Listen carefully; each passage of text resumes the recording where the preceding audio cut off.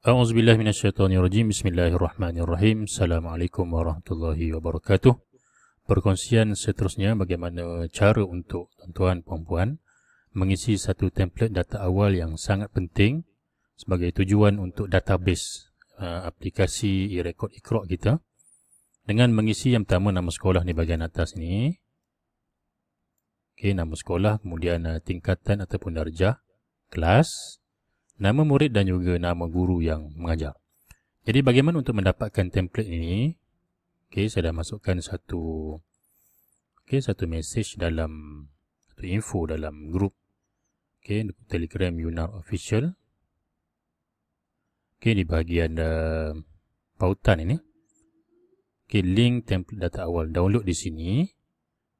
Ataupun di bahagian Google Form untuk mengisi borang tempahan. Ada di sini, download template data murid dalam link ini. Kemudian buka link berkenaan, akan dibawa ke sini. Klik file, download Microsoft Excel. Baik, ni paparan yang telah di-download dalam format Excel. Anda boleh mengisikan semua nama murid. Boleh merujuk pada admin data di sekolah masing-masing untuk dapatkan senarai nama murid Islam saja. Sebagai contoh, saya ambil satu data. Data daripada base.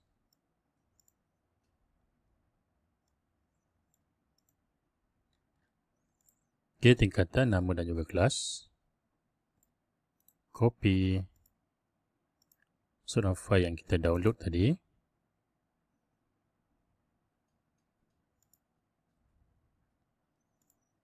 Dan juga nama guru, tuan-tuan perlu masukkan semua nama guru yang mengajar pendidikan Islam ataupun yang akan memasukkan data ini.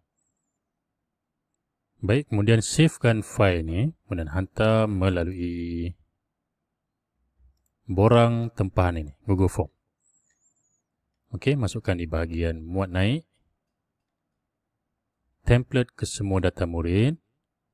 Nanti saya akan mengisi ID murid dan sebagainya di bahagian spreadsheet utama aplikasi e-record Iqra.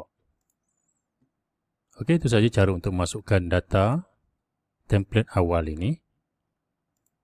Data awal ini ke dalam sistem untuk dijadikan data base utama. Baik, terima kasih. Assalamualaikum warahmatullahi wabarakatuh.